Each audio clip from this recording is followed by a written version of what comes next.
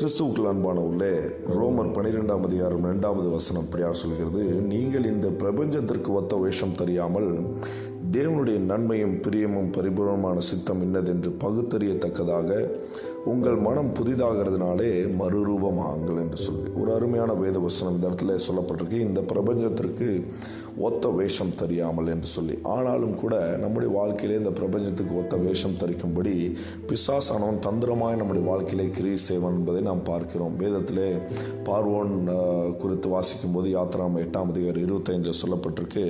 பார்வோன் சொல்லுகிறான் இஸ்ரவேலையும் மோசையும் நோக்கி, நீங்கள் இந்த தேசத்திலே எனக்கு ஆராதனை செய்யுங்கள், என்னை விட்டு நீங்கள் தூரம் போக வேண்டாம், இங்கே இருந்து கொண்டு நீங்கள் ஆராதனை செய்யலாம் என்று சொல்லுகிறான். அப்படித்தான் நம்முடைய வாழ்க்கையிலும் கூட நாம் ஆண்டவருக்குள்ளாய் வந்திருப்போம், ரட்சிக்கப்பட்டிருக்கோம், ஆண்டவருக்கு உண்மையாக வாழ வேண்டும் என்று ஒப்பு கொடுத்திருப்பான். நான் பிசாசு தந்திரமா என்ன செய்வான், நாம் பழைய வாழ்க்கையிலே வாழ்ந்து கொண்டு இருக்கிற அவன் முயற்சி செய்வான் என்பதை நாம் பார்க்கிறோம். ஆம் பிரியமானவர்களே, நம்முடைய பழைய வாழ்க்கையில எந்த ஒரு மாற்றம் இருக்காது. இன்னும் பழைய வாழ்க்கை போல நாம் பழைய புறஜாதிகளாக நாம் இருக்கும்போது அல்லது ஜாதி வேறுபாட்டினாலும் கூட நாள் பார்த்து அல்லது நேரம் பார்த்து நாம் வாழ்ந்து கொண்டிருப்போம். அதே வாழ்க்கை இன்னும் நம்முடைய வாழ்க்கையில் காணப்பட்டு கொண்டு அப்படி வாழ்வது ஆண்டவருக்கு பிரியமாக இருப்போம். இந்த உலகத்துக்கு ஒத்த வேஷம் தெரியாமல் என்று வேதவசனம் தெளிவாய் சொல்லி, இந்த உலகத்துக்கு ஒத்த வேஷம் நம்ம தரிக்கக்கூடாது.